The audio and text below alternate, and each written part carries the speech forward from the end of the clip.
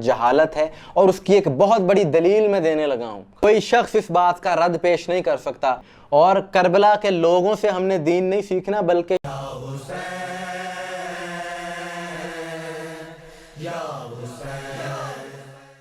بسم اللہ الرحمن الرحیم۔ السلام علیکم مومنین اکرام، امید ہے آپ سب خیر و عافیت سے ہوں گے۔ ایک ویڈیو جو کہ سوشل میڈیا پر اس وقت بہت زیادہ شیئر کی جا رہی ہے، جس کی وجہ سے شیعوں کا مذاق اڑایا جا رہا ہے، اور بہت ہی عجیب حرکت خود کو شیعہ کہنے والوں کی طرف سے کی گئی، جس سے تعلیمات اہل بیت کی بھی نفی ہوتی ہے اور شیعہ مسلک کی بدنامی ہو رہی ہے۔ اس عمل کی وجہ سے دو ویڈیوز میں آپ کو دکھاؤں گا، آپ نے وہ دیکھنی ہے اور ایک اہم پیغام آپ تک پہنچانا ہے۔ اس کے بعد فیصلہ آپ نے کرنا ہے عدل کے ساتھ، انصاف کے ساتھ۔ ان چیزوں سے اظہار لا تعلقی بہت ضروری ہے۔ اس کی وجہ یہ ہے تاکہ دنیا کو پتہ چل سکے کہ یہ شیعہ موقف نہیں ہے، بلکہ یہ کچھ لوگوں کی کم علمی ہے، اپنی جہالت کی وجہ سے وہ ایسی حرکتیں کرتے ہیں۔ شیعہ مسلک میں اس چیز کی کوئی گنجائش نہیں ہے۔ کہ انڈیا کے جلال پور کے علاقے کی ایک ویڈیو منظر عام پر آئی، جہاں پر ایک تابوت کی برآمدگی ہوئی اور اس میں ایک شخص میت بن کے لیٹا ہوا ہے، اور ہزاروں کی تعداد میں لوگ اس کو ہاتھ لگا رہے ہیں، تابوت کو چوم رہے ہیں، اور اس شخص نے جوتے پہنے ہوئے ہیں، وہ دیکھے جا سکتے ہیں، تابوت کے پیچھے سے باہر نکلے ہوئے ہیں۔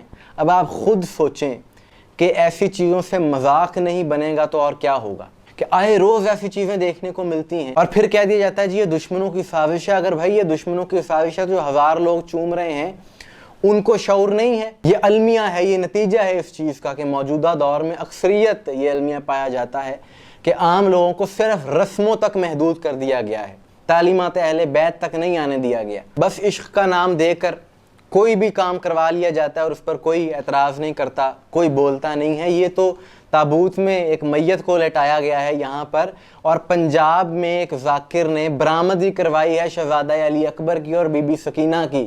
جی ہاں، شہزادہ علی اکبر بنا کر ایک شخص کو مجمع میں لایا گیا، اور ایک بچی جس کو شہزادی سکینہ معاذ اللہ کہا گیا، وہ بچی جاتی ہے اور جو شخص شہزادہ علی اکبر بنا ہوا ہے اس کے قدموں میں وہ بیٹھتی ہے، سجدہ کرتی ہے۔ ان چیزوں کی کھل کر مخالفت ہونی چاہیے، کوئی جواب اس پر پیش نہیں کیا جا سکتا۔ ایسا کرنے والے کہتے ہیں جی کربلا میں بھی ایسا ہوتا ہے۔ بھائی جہالت دنیا کے کسی کونے میں بھی ہو سکتی ہے، معصومین کی شبیہات بنانا یہ سراسر جہالت ہے، اور اس کی ایک بہت بڑی دلیل میں دینے لگا ہوں۔ کوئی شخص اس بات کا رد پیش نہیں کر سکتا، جس مرضی عالم دین سے آپ تصدیق کر لیں۔ سوال یہ ہے کہ کیا کوئی شخص سرکار محمد مصطفیٰ صلی اللہ علیہ وآلہ وسلم کی، رسول خدا کی معاذ اللہ ثم معاذ اللہ شبیہ بنا سکتا ہے؟ منظر کشی کے طور پہ ہی، یعنی جس طرح یہ لوگ کہتے ہیں جی سمجھ میں زیادہ آتا ہے چیزیں دیکھ کے، اگر کوئی بدبخت یہ کہے کہ میں نے رسول اللہ کی معاذ اللہ شبیہ بنانی ہے، انبیاء کی بنانی ہے منظر کشی کے نام پہ، تو ایسا سوچنے والا، کرنے والا خود کو مسلمان نہیں کہہ سکتا۔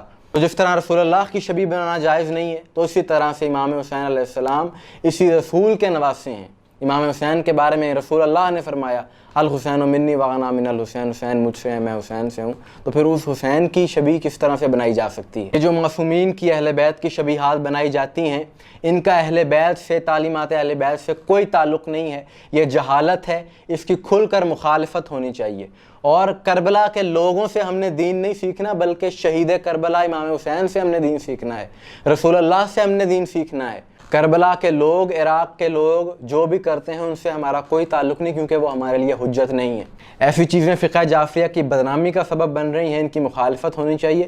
اور آپ دیکھ رہے ہیں کہ کس طرح سے یہ چیزیں یہاں پر رائج ہونا شروع ہو گئی ہیں۔ میں نے آج سے 2 سال پہلے بھی یہ بات کہی تھی کہ اگر ان چیزوں کی مخالفت نہ کی گئی تو پھر یہی سلسلہ بڑھتا جائے گا، اور اگر اب بھی اس چیز کو نہ روکا گیا تو آپ دیکھیں گے آنے والے سالوں میں بہت سی چیزیں آپ کو دیکھنے کو ملیں گی۔ صاحبان ممبر ان چیزوں کی مخالفت اس لیے نہیں کرتے کہ یہ لوگ مخالف ہو جائیں گے، مجالس کم ہوں گی، فیس نہیں ملے گی، لیکن کوئی چاہے جتنی مرضی مخالفت کرے، ہم حق بات کہیں گے، اور جو چیز فقہ جعفریہ کی بدنامی کا سبب بن رہی ہے اس کی مخالفت ضرور کریں گے۔